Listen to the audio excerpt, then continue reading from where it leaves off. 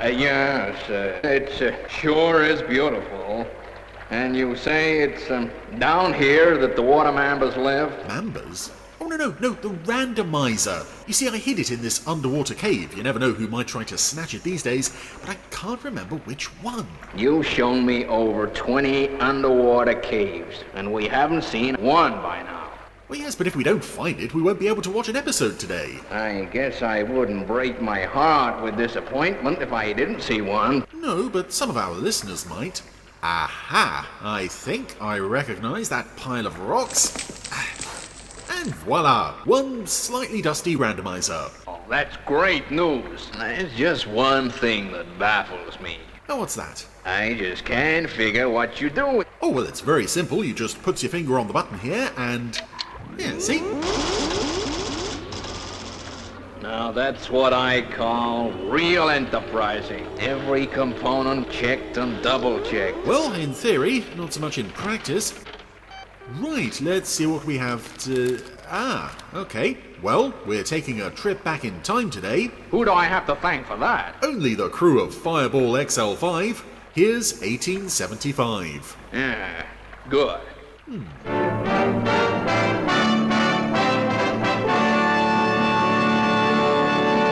So, welcome back to Fireball XL5 on the Randomiser with 1875, not 1975 as I mistakenly named it when I was setting up the file. Anyway, we are now outside Professor Matic's laboratory. Inside he's got Robert helping him. Not Spanner, you 2D robot. Well, that's not going very well. Outside is No. one of several guest characters for this episode. Need to blow your top. Goodness, Robert... oh. Robert's dead. Been okay in there, Professor. Who is it? It's Sergeant Mahoney. It's been... You know me, I'm a fairly well-established Fireball XL5 character who's only going to appear in this one episode. Professor! Oh yeah, bit of oil in Penetrating oil will soon put you right. Robert's neck. That's gonna fix everything. Oh, and it has. Yep, Robert's up. Professor, are you okay, Professor? Of course I'm okay. Who are you again? Yeah, some kind of security guard who's dressed in the uniform of an XL ship officer. There doesn't seem to be much difference to the standard uniform, except for it probably was a different colour. It looks like a different shade of grey.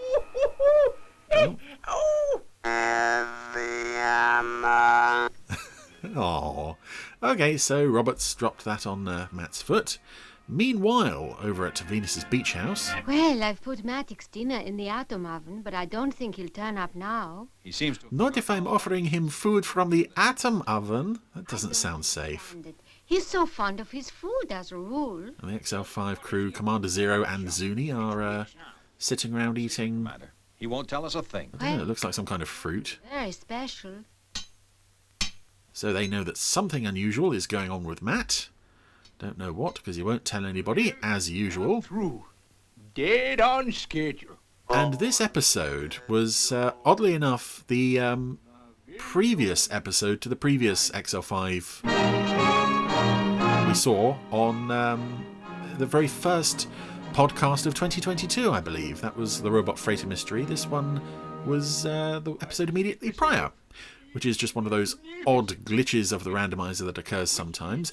And, of course, I've just waffled all over the big reveal of what Matt was building. Who's to test it? He was building a time machine. Robert!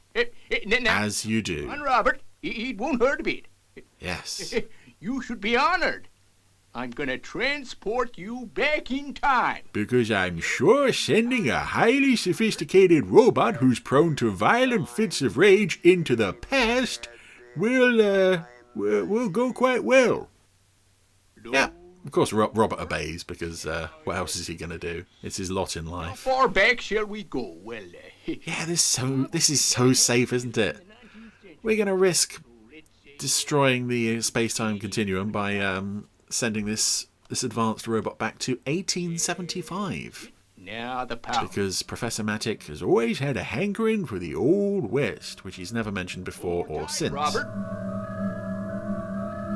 He's built a time machine. I can't get over this. It's one of, in the Anderson universe, it's simple. You just decide to build a time machine and... Oh, I've built a time machine as well, Professor. And I tell you, once you build it, you forget all about the fact that you've ever built it. You never use it again after that, one episode. Oh, gee, it works! Well, all that's happened is Robert's disappeared. You could have built a disintegrator and destroyed him. But, yes, Matt sounds very happy about all this. And here is why I suspect this episode exists. We are now in the Old West. There are some familiar streets here and some familiar horses, so I suspect that this episode only exists to make one last bit of use of the Four Feather Falls props, puppet horses, and streets. There's not too much on the street that's immediately identifiable, but you can see a couple of wanted signs up for one Pedro the Bandit. So yeah, I suspect this episode was just written to accommodate all this stuff that was just lying around in the prop department. And here we are in the... Deputy Sheriff around here. Can't I get a cup of coffee when I ask for it? Oh. I don't know who that was. Oh yeah, that's the Deputy Sheriff. Sorry, he wasn't speaking on camera, so I got confused. But this is funny. Having been thrown back into the past... Poor Robert. He's heard someone order coffee and he's immediately gone to get it. And he's just been rewarded with lots of shots for his trouble from the Deputy Sheriff. Getting him back, I guess. So now, I mean, no explanation of how any of this is being worked. Needless to say, you know, this is Fireball XL5. Science and Fireball XL5 are not closely acquainted. Oh, the Deputy Sheriff has locked himself in the cell, while poor old Robert is just approaching him with this coffee jug. I've locked the door. But, yep, the recall or whatever it is on the time machine has worked. 32-timing son of a ghost. Made Robert disappear before the Deputy Sheriff's eyes. And it's pulled him back to 2062. It works. Still holding the coffee pot, which Matt is going to take as proof that his time machine works. Aww. Well, how about taking a look at what Professor Matic's up to? Good idea, Commander. I'm kind of curious, too. Do you think he'll mind? Well, we've left him pretty much alone since we got back from patrol. I guess it's time to find out what he's up to. I'll get the hover car. Here's the key to my workshop. Now, nobody's to go in there till I'm ready to demonstrate my new invention. Understand? It's finished then? It's finished. I would love it if something had changed in the familiar world of XL5 following Robert being sent into the past and pulled back and nobody commented on it. Interplanetary Patents Commissioner. Dear. Because they're taking their reality in their hands with this thing. It's incredible. See your new invention. He won't have wasted a journey. Now, don't... Oh yes, and there's a commissioner from some, I don't know what, coming to look at the time machine. Understand? Okay, Professor. Of course, Matt hasn't told anybody else yet what he's done. His only witness to this thing being a success is Robert. Boy, sure am tired. Who just has several shots to his casing to show for his adventure. It would have been great fun to have had a whole episode of Robert in the western town. Aww. So Matt's in bed aboard XL5, fast asleep, having evidently fallen asleep while reading. Robert is just sat on a chair next to him, reading a book. Till the morning. Give me that, That's sweet. Lieutenant. It's an order. It'll be okay, Lieutenant. Don't worry, I won't let Zero hurt you again. The key, Lieutenant, if you please. Okay, Commander. But I don't know what the Professor will say. Don't touch. Well, I suppose we could check with him, Commander, but no, I propose to just blunder in there and have a look for ourselves.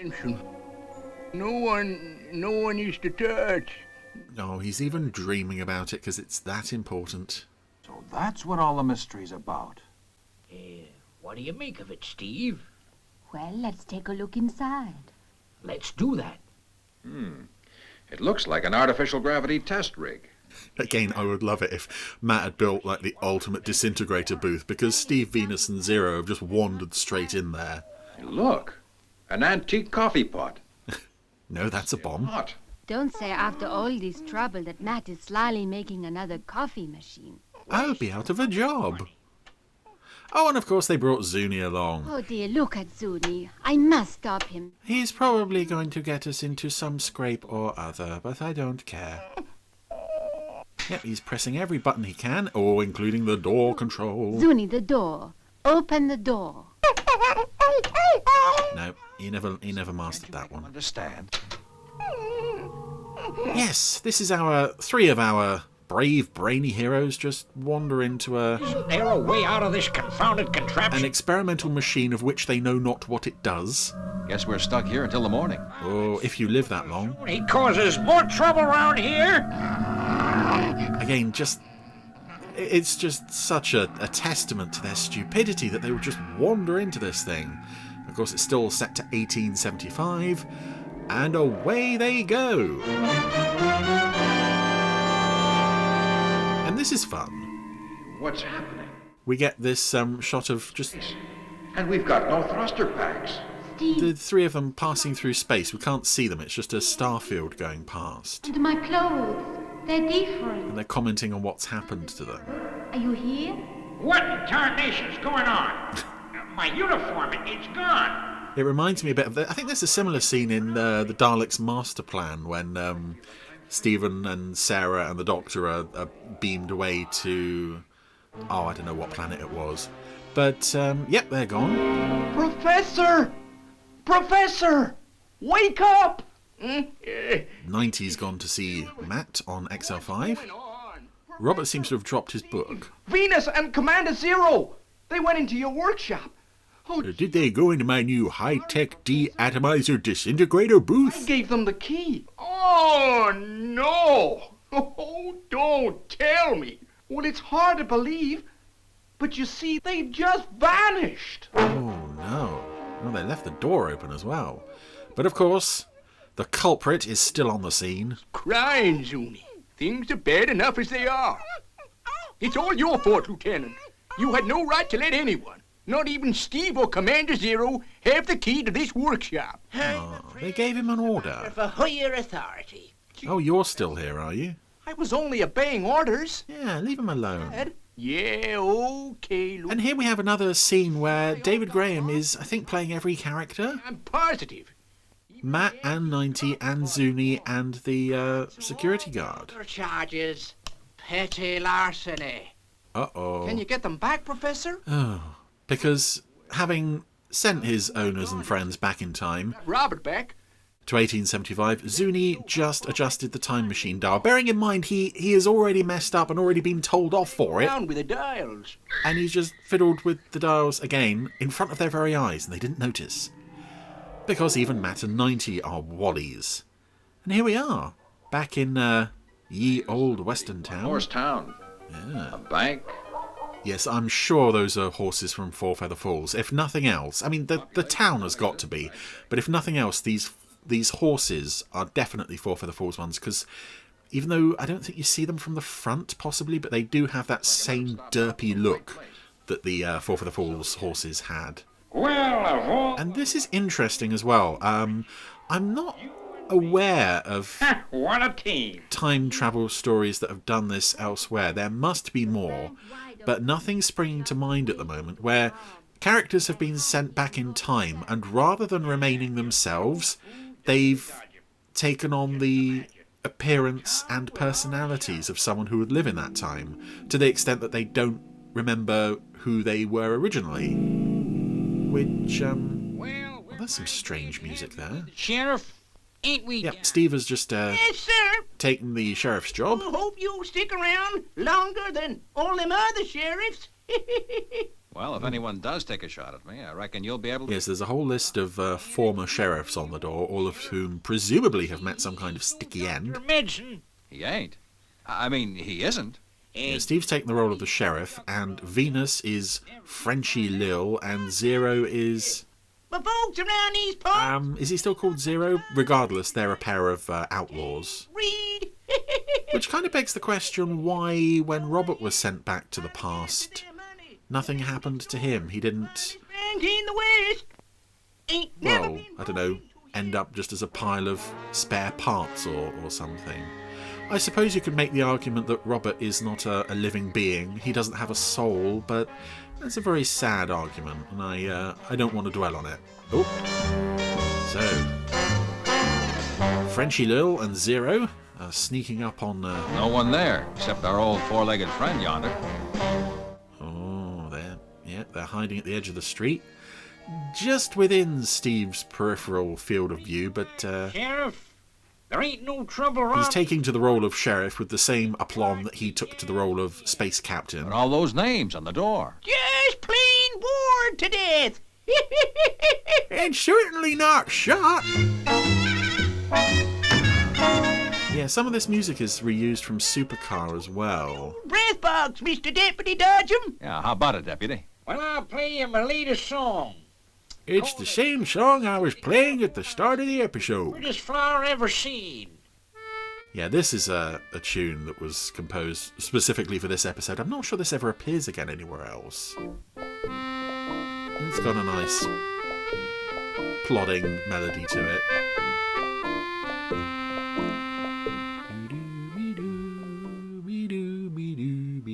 And of course it's giving Zero and Frenchy Lil the opportunity to... What are they doing?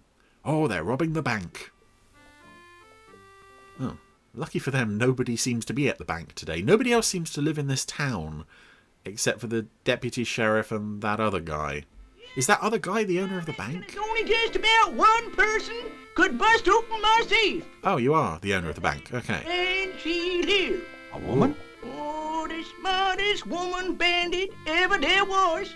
And Right, so he's already aware of Frenchy Lil, which is the identity that Venus has taken. So, Cedar. have they done a quantum leap thing here? Have they leapt into the bodies of existing people? Because that doesn't track with what we actually see. And yet, Frenchy Lil is already known to the bank guy. Right alone? Used to. But I heard... I would have to assume that if they haven't quantum leaped into those bodies, then they've changed history. Seem to know that name. I don't know, even worse than just turning up. That girl sure is dynamite. Oh, that's it. Whoa! That was a fairly big explosion on the puppet set. It knocked Zero over. Even a harmonica playing couldn't cover the sound of that bank explosion. But that's it, they're in. Zero and... yeah, oh, Zero's out. So it's down to Venus to take all the money. Here comes Sheriff Steve. And Doc, who runs the bank. And the deputy sheriff. And...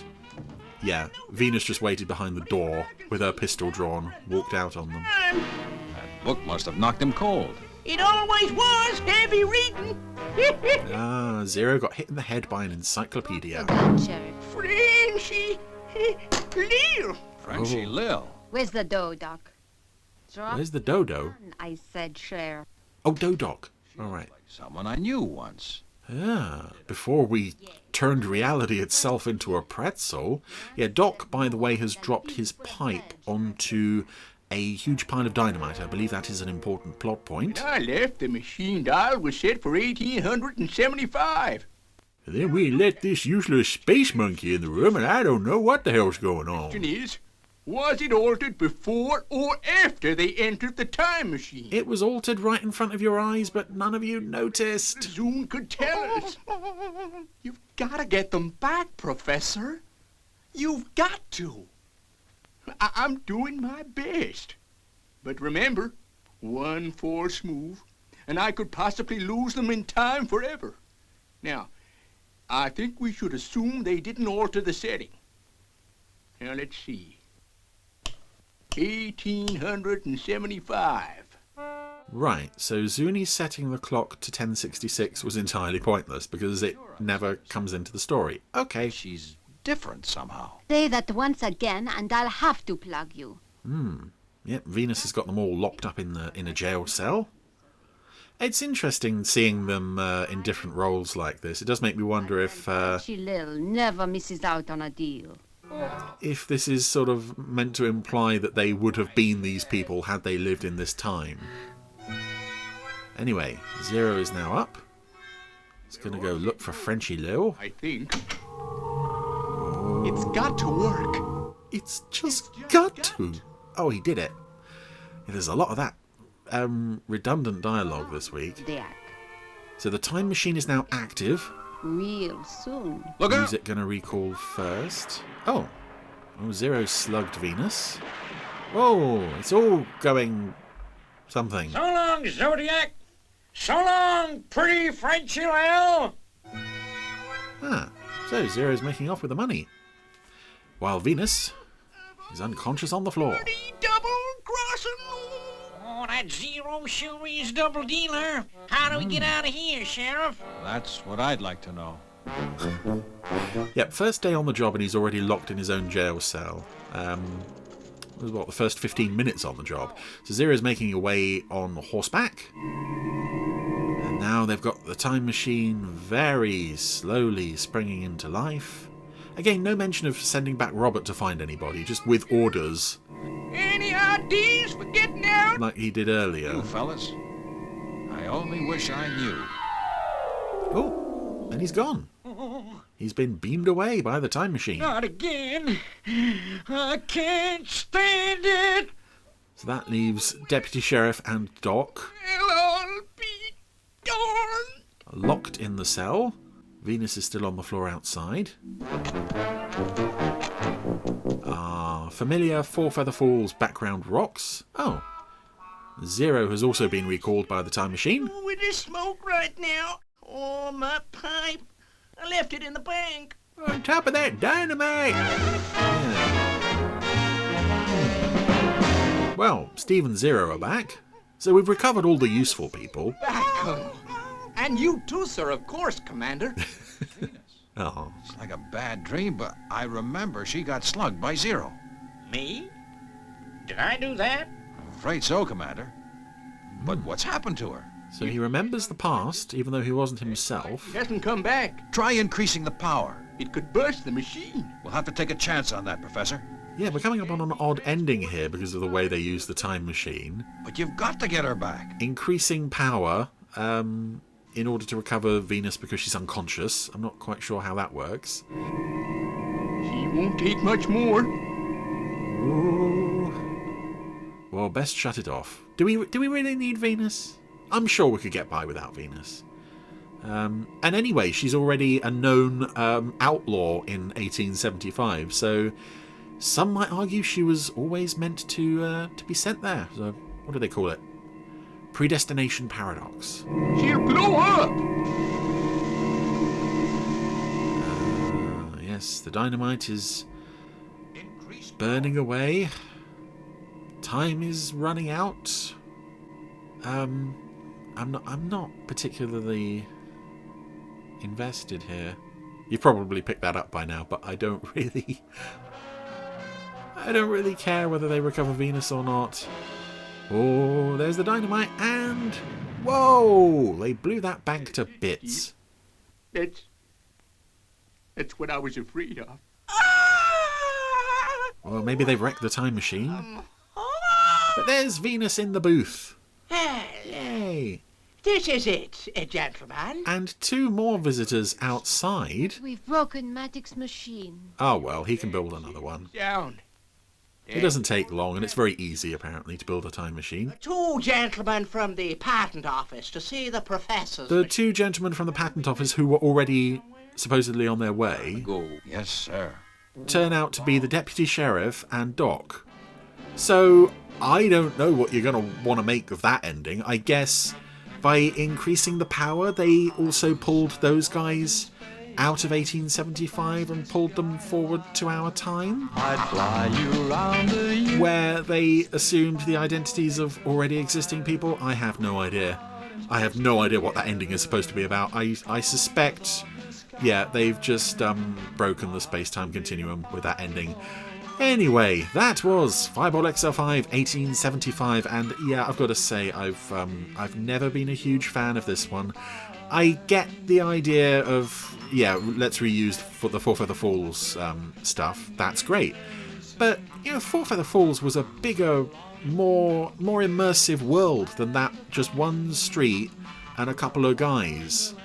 It's, you know, you think Fireball XL5 doing a western, okay, great, but they don't really do much with the idea, nor the time machine. So time travel and western should have been a classic, but unfortunately, at least to me, 1875 doesn't really quite come together, unfortunately.